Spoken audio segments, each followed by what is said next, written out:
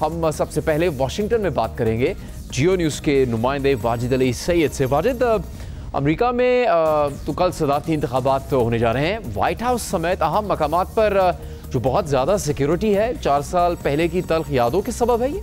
America में सदारती इंतखाब हो या कांग्रेशनल, आमतौर पर बहुत पुरअमन रहता है। किसी पोलिंग स्टेशन के ऊपर आपको हंगामे की कोई खबर या ये कि वहाँ पर पुलिस नाफिज कर दी गई है या सिक्योरिटी इदारे वहाँ पर पहुंचे हैं और उनको घेरे में लिया गया है, इस किस्म की खबरें आपको सुनने को नहीं मिलेंगी। लेकिन जो 2020 में हुआ, जिसका प्रेफरेंस भी दे रहे हैं, उसमें जब अटैक किया गया था तो ये याद रखना चाहिए कि वो इलेक्शंस के बाद हुआ, जिसमें जो नताइज आए थे उसको जब मानने से इनकार किया गया और उसके नतीजे में जब उकसाया गया अपने साथियों को या हामियों को, सदर ट्रंप ने उकसाया कि वो अटैक करें, तो उसके बाद जो फेंसेस हैं वो कैपिटल हिल के बाहर और व्हाइट हाउस के बाहर लगाई गई थी। ये फेंसेस जो हैं वो ओथ लेने तक, जब सदर बाइडेन ने ओथ लिया तब तक वहां पर मौजूद रही हैं।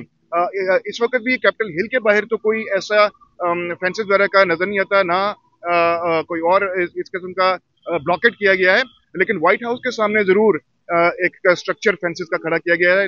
ये इसमें गौरतलब बात है कि यहाँ पर भी पुलिस नहीं आपको नजर आएगी। यहाँ पर जो सिक्योरिटी नाफिज करने वाले इदारे हैं उनके लोग यहाँ पे आपको नजर नहीं आएंगे। ये सिर्फ फेंसेस हैं जो इसको रोकने के लिए कि लोग अंदर ना आ सकें। उस एरिया में जहाँ पर आप मेरे सामने देख सकते हैं, मेरे पीछे देख सकते हैं कि व्हाइट हाउस के आगे एक स्ट्रक्चर तैयार किया जा रहा है। रिवायती तौर पर होता ये आया है कि जब कोई भी सदर बनता है उम्मीदवार, तो वो ओथ लेने के बाद जो कैपिटल हिल पे लेते हैं तो वो वॉक डाउन करते हैं व्हाइट हाउस तक, और फिर व्हाइट हाउस के बाहर ये जो स्ट्रक्चर है इस पे इसकी सेलिब्रेशंस होती हैं जिस उम्मीदवार ने भी, जिस कैंडिडेट ने भी इलेक्शन जीता होता है उसके लिए। जी शाहिद खान साहब, मिशिगन में कैंपेन ट्रेल के दौरान वक्त निकालने का शुक्रिया। देखिए, दाखिली मामलात में दोनों सदारती उम्मीदवारों की जो पॉलिसियाँ इसमें खलीज नजर आती है, कामला जीती या ट्रंप, ये बताइए कि इमिग्रेंट कम्युनिटी के हवाले से जो पॉलिसीज़ हैं उसका कितना इम्पेक्ट होगा इस कम्युनिटी के ऊपर? बहुत बहुत शुक्रिया मुझे प्रोग्राम में लेने का। इसमें ये देखिए, इससे इलेक्शन ऑफ चॉइसेस। अब एक कैंडिडेट है, उसकी डिफरेंट विजन है फॉर द यूएस, दूसरा कैंडिडेट है उसकी बिल्कुल डिफरेंट विजन है फॉर द यूएस। तो I think it depends what people like to see. तो बहुत सारे इश्यूज हैं इसमें, कंट्री के इश्यूज हैं, पॉलिसी के इश्यूज हैं, इन मिडल ईस्ट में जो क्राइसिस है उसके इश्यूज है, यूक्रेन वॉर के इश्यूज है, टैक्सेस के इश्यूज है, और हेल्थ केयर के इश्यूज है, वुमेन राइट्स के इश्यूज हैं, मल्टीपल इश्यूज हैं। तो उसमें बिल्कुल दोनों जो कैंडिडेट्स हैं उनकी पोजीशन डिफरेंट है। तो इस वक्त लग ऐसे रहा है, मैं इस वक्त मिशिगन में हूँ, तो it's a very close race as you know, और इस वक्त भी ऐसे लग रहा है कि पांसा किसी वक्त भी पलट सकता है। But we are very hopeful कि ये हमारी जो कैंडिडेट है Kamala Harris, she will end up winning Michigan as well. So if we win Michigan, we win Pennsylvania, we will have a much better chance to go to the White House. So I guess we are hoping for it, and with a bit caution, I am feeling that we will win both of these states. Suleman Lalani साहब, इंतखाबी मुहिम तकरीबन इख्तिताम को पहुँच रही है। ये बताइए कि इस इंतखाबी मुहिम में अमेरिका ने क्या खोया, क्या पाया? कुछ मुख्तलिफ थी ये पिछले इंतखाबात की निस्बत?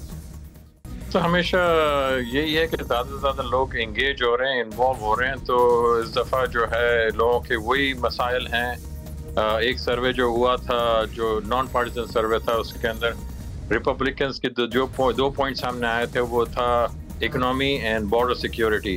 अबाउट 40% जो थे वो इकोनॉमी पे बात कर रहे थे, 37% जो है वो बॉर्डर सिक्योरिटी बात कर रहे थे। डेमोक्रेट्स की जो हुई उसके अंदर अबाउट 30% और सो जो थे वो इकोनॉमी पे बात कर रहे थे, 20% डेमोक्रेसी पे बात कर रहे थे, 20% जो है वो हेल्थ केयर पे बात कर रहे थे, और जाके नीचे जाके 2% थे जो फॉरेन पॉलिसी में इंटरेस्टेड थे। तो जितने हिसाब से लोग इन्वॉल्व होंगे वही देखने की बात है कितने लोग आते हैं। अबाउट अब तक तो 76 मिलियन लोगों ने वोट डाल चुके हैं अर्ली वोटिंग के अंदर। तो यही देखते हैं कि इस दफ़ा और कितने लोग आ रहे हैं, और ये 2020 के नंबर्स को मैच करेंगे कि उसको बाईपास करके आगे निकल जाएंगे। असफर मलिक साहब, हम एक तरफ देख रहे हैं कि Barack Obama family, Clinton family, Biden family Democrats की कैंपेन कर रही है। कमला हैरिस के लिए कैंपेन लोगों को वोट डालने के लिए किस कदर कायल कर सकी है और निकलेंगे लोग के वोट कास्ट करें डेमोक्रेट उम्मीदवार के लिए? बस यही है कि जो ये कैंपेन करते हैं जो लोग ओबामा एंड अदर पीपल, तो उसमें ये फ़ायदा होता है कि डेमोक्रेट्स एनर्जाइज होते हैं। देखें डेमोक्रेट्स जो हैं वो नंबर में अगर सब निकल के आके वोट करें तो रिपब्लिकन का जीतने का चांस बहुत कम है। जब ओबामा का इलेक्शन हुआ था तो डेमोक्रेट्स एनर्जाइज थे, वो आए थे, उन्होंने वोट किया तो जीत गया, बड़े नंबर से जीता है ओबामा, हालांकि वो द फर्स्ट ब्लैक प्रेसिडेंट। और इसी तरह से जब ये बाइडेन का जब ये सेकेंड टर्म अपने ट्रम्प की थी, Biden one is because they were all energised के ट्रम्प से वो अनहैप्पी थे। तो ये किस्सा है सारा। तो अगर ये लोग कैंपेन करते हैं, लोग एनर्जाइज हो जाते हैं वोट करते हैं। आप देखें हमारे पाकिस्तानी कम्युनिटी में हम 30 से 40% लोग वोट करते हैं, बाकी करते नहीं हैं। तो हम इनको भी बड़ा एनर्जाइज करने की कोशिश करते हैं, एजुकेट करते हैं अपने मुसलमानों को, पाकिस्तानियों को जाके वोट करो, कि वोटिंग इज़ अ राइट जो एक्सरसाइज करते हैं अमेरिकन सही तरह एक्सरसाइज करते हैं और इमिग्रेंट्स नहीं करते हैं। तो इस तरह से ये लोग एनर्जाइज करते हैं। ब्लैक्स के साथ भी ये चक्कर था, ब्लैक्स वुड नेवर वोट, मगर अब उसको ओबामा के बाद से काफ़ी एनर्जाइज किया है और कमाला हैरिस से भी काफ़ी एनर्जाइज्ड हैं कुछ, स्पेशली फीमेल। अच्छा, Kamala Harris is also energising the female votes के emotion issues and female rights पे। तो ये वजह है सारी। अब इसीलिए बड़ा रेजर थिन मार्जिन है। और देखिए अब आखिरी दिन अगर ज़्यादा लोग आ गए वोट करने, तो अभी रीसेंट पोल का डेटा है प्री पोलिंग में Iowa which has never gone Democrat, Kamala Harris is ahead of Trump in Iowa, जो अभी इनिशियल पोलिंग में जो डेटा है। तो ये इंटरेस्टिंग फैक्ट है। देखें अब किस तरह से लोग आते हैं, कितने लोग जाते हैं वोट करने, और किस तरह से ये last election day which is tomorrow जो फिनिश लाइन में क्या होता है।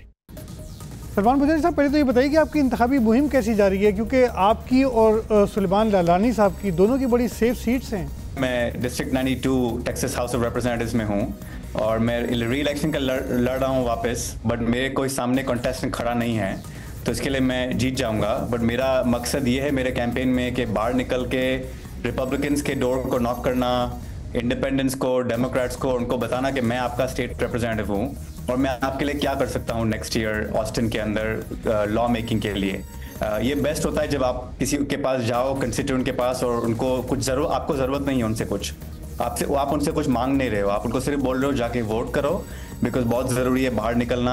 यहाँ पे तकरीबन 50% या 60% लोग बाहर निकलते हैं नेशनल इलेक्शंस के लिए। तो मेरा गोल ये है कि उनको थोड़ा और बढ़ाना वो नंबर को, और बहुत लोग बाहर निकले ज़्यादा नंबर्स में। बुज़ारी साहब, जब आप डोर टू डोर कैंपेन के लिए जाते हैं तो कौन सी ऐसी रेजोल्यूशंस हैं जो आप जाके वहाँ सेल करते हैं? मैंने काम किया है कि अपने जो कम्युनिटीज़ है, माइनॉरिटी कम्युनिटीज़ टेक्सास के अंदर, उनको उनका हक दिया जाए। अभी सालों साल से टेक्सास कैपिटल के अंदर एक बाइबल पढ़ी हुई है इसके चैपल के अंदर, राइट। तो मैं जब इलेक्ट हुआ तो मैंने एक हिस्टोरिक कुरान के ऊपर मेरा ओथ लिया, राइट, उसके ऊपर हाथ रख के मैंने अपना ओथ लिया। ऐसा कभी हुआ नहीं है पूरे हिस्ट्री के अंदर। मैंने फिर वही कुरान लेके कैपिटल के चैपल के अंदर ले गया, तो वो सेकंड बुक हुई पूरे स्टेट ऑफ टेक्सास के अंदर, जो कैपिटल के अंदर जो गई। फिर मैंने जूइश तोड़ा को लेकर आया, क्योंकि बहुत ज़रूरी है कि हम फाइट करें दूसरे रिलीजन्स के लिए भी, इंटरफेथ इन कम्युनिटी के लिए। फिर मैं हिंदू कम्युनिटी के लिए भगवत गीता को लेके गया वो चैपल के अंदर। तो मैं यही चाह रहा हूँ कि हर एक रिलीजन, हर एक कम्युनिटी का अपना से हो, अपना जो आवाज़ सुना जाए, भले वोट करे कि नहीं करे। तो मैं वो डिफरेंट इलेक्टेड ऑफिशियल बना हूँ ऑलरेडी, और मैं चाह रहा हूँ कंटिन्यू काम करूँ कि सबको अपनी आवाज़ दे, और ताकि वो अपने पॉलिसी शेप कर सके। जैसे हम मुस्लिम हैं, हमारा एथिक्स, हमारे वैल्यूज़ बहुत डिफरेंट हैं, और वो अपने को प्रमोट करने चाहिए अपने कम्युनिटीज़ के अंदर। एंड मेरा वही मकसद है। दूसरा मकसद ये है कि अपने जो अभी मैं और डॉक्टर लानी अगर first Muslim and first Pakistani बने, मैं चाह रहा हूँ कि वो डोर खुला रहे बहुत सारे लोगों के लिए, कोई हम लोग लास्ट नहीं हो। बहुत सारे यूथ आए अपने निकल के और रन करे ऑफिस के लिए, इलेक्टेड ऑफिस के लिए। तो मैं हमेशा बात करता हूँ काफ़ी अपने young Pakistani American, Indian American, Muslim American, Hindu American, सब लोग को बोलता हूँ कि आप लोग आओ, आगे बढ़ो और ये पॉलिटिक्स के अंदर हिस्सा लो, ताकि अपना आवाज़ सुन सके और अपनी जो पॉलिसी है वो कंट्री में पूरी फैल जाए। आमिर सुल्तान साहब, जैसे कि काफ़ी रोज़ से प्रोग्राम्स का सिलसिला जारी है, आपने बताया था कि न्यूयॉर्क में आपके हल्के में 10 से 11% साउथ एशियन कम्युनिटी है। तो दीगर कम्युनिटीज़ की तरह अगर ये भी बाहर निकले तो कितना इम्कान है कि आपकी जीत यकीनी हो सकती है, क्योंकि आपके हरीफ स्टीव स्टर्न तो बहुत बड़े मार्जिन से नहीं जीते थे इससे पहले? जी, बिस्मिल्लाहिर्रहमानिर्रहीम, शुक्रिया, बहुत अच्छा सवाल है। देखें, 22 में जब ये मैंने रेस रन की थी फर्स्ट टाइम, तो बहुत छोटा मार्जिन था और लोग 10,000 उस वक्त कहा जाता था, अभी कहते हैं 12 to 15,000 साउथ एशियंस हैं यहाँ पे। वो सपोर्ट कर रहे हैं, मुझे काफ़ी अच्छी सपोर्ट मिल रही है, लोग बातें भी कर रहे हैं, निकलना नहीं चाहते, बिजी हैं बच्चों में, जॉब्स में, ऑफिसेज में, घर में। लेकिन ये कि अब एक दिन रह गया, 9 दिन से चल रहा था सिलसिला, अब एक दिन रह गया, कल का फाइनल डे है, यही मेक और ब्रेक डे है। और मैं आपको एक बात बताना चाहता हूँ, मुझे हमारे नंबर्स आते हैं एवरी डे, अर्ली वोटिंग के नंबर्स एवरी डे आते हैं, हमें बताते हैं हमारी कैंपेन के आप कैसा जा रहा है, आपका परफॉर्मेंस कैसी जा रही है। तो अल्हम्दुलिल्लाह they are happy, my campaign is happy कि मेरे नंबर्स अच्छे हैं। तो उन्होंने मुझे बताया कि थोड़ी सी पुश चाहिए। I have the numbers, I can give you how much votes I am behind with, how much I need. 1900 votes का फ़र्क है। तो मेरी गुजारिश है मेरे भाइयों से, बहनों से, वतन वालों से, मेरे मज़हब वालों से कि प्लीज़ कल निकलें। 6 बजे से लेके रात 9 बजे तक वोटिंग है, काफ़ी टाइम है और वर्किंग डे है, तो होपफुली इतना रश भी नहीं होगा। इस दफ़ा अर्ली वोटिंग में रश बहुत था, वीकेंड्स पे लोग बहुत 1.5 घंटा की लाइन थी। हमारे लोग बहुत कम नज़र आए फिर भी उन लाइन्स में। तो कल हमारे लोगों को प्लीज़ मेरी रिक्वेस्ट है कि ये लोग निकलें, वोट करें। तनवीर अहमद साहब, आपके नज़दीक इस बार कितने पाकिस्तानी अमेरिकन हैं जो इलेक्शन जीतने में कामयाब होंगे? क्योंकि एक तो पेंसिल्वेनिया से कांग्रेस का भी इलेक्शन लड़ रहे हैं, फिर मिशिगन से और दूसरी रियासतों से भी, टेक्सास से भी इलेक्शन लड़ रहे हैं लोग, न्यूयॉर्क से भी लड़ रहे हैं। देखिए, दो पहलू हैं। जो एक तो स्टेट सेनेट है जिसमें लदानी साहब है और बुजानी साहब है, ये दोनों टेक्सास से हैं। जो लदानी साहब है वो as a matter of fact Houston से, और बुजानी साहब डैलस एरिया से उनका ताल्लुक है। ये तो डेफिनेटली जीत जाएंगे, ये उनकी एक सेकंड टर्म है। पहले टर्म में भी बड़े अच्छे लीड से वो जीते थे, तो इस वक्त भी पूरा इम्कान है कि वो जीत जाएंगे। रही बात ये बशीर साहब जो कांग्रेस के लिए लड़ रहे हैं, इसके लिए एक बहुत ऑर्गेनाइज कैंपेन की जरूरत पड़ती है। काफ़ी सारा पैसा लगा के कुछ PR फर्म्स हायर करनी पड़ती हैं जो आपकी कैंपेन को आगे लेके जा सके। लेकिन जिस तरीके से ये बशीर साहब ने अपनी कैंपेन का आगाज़ किया और अपनी कैंपेन को लेके आगे चले हैं, इट वाज कम्प्लीटली अनऑर्गेनाइज्ड और अनऑर्थोडॉक्स जो था ना, वो उनका एक तरीका था इसको लड़ने के लिए। मेरा मानना ये है कि अगर आपने इतने बड़े इलेक्शन पे जाके लड़ना है तो आपको 2 से 3 साल पहले अपनी कैंपेन शुरू करनी पड़ती है। PR फर्म्स को लेके, जैसे कि मैंने पहले जिक्र किया कि इतना ऑर्गेनाइज तरीके से करना पड़ता है कि आपको हर चर्च में जाए, उधर स्कूल्स में जाए, जो कम्युनिटी इवेंट्स होते हैं वहाँ के, उनमें जाके हिस्सा लें ताकि अपने आप को उस कम्युनिटी में जाहिर कर सके कि आपके गोल्स क्या हैं, व्हाट आर यू थिंकिंग, आपके जो फ्यूचर प्लान्स हैं, जो कि ये बिल्कुल भी वो चीज़ें नहीं कर सके। तो मेरा नहीं ख्याल कि ये जीत सकेंगे। रही बात जो दूसरी एक खातून की आप बात कर रहे हैं, उनका भी कुछ ऐसा ही अलमिया है कि वो टिकट तो उनको मिल गई क्योंकि उनके पास कोई दूसरा कैंडिडेट नहीं था, तो उन्होंने बोला चले इनको देख के ना एक ट्राई की जाए, लेकिन मेरा नहीं ख्याल कि वो जीत पाएंगे।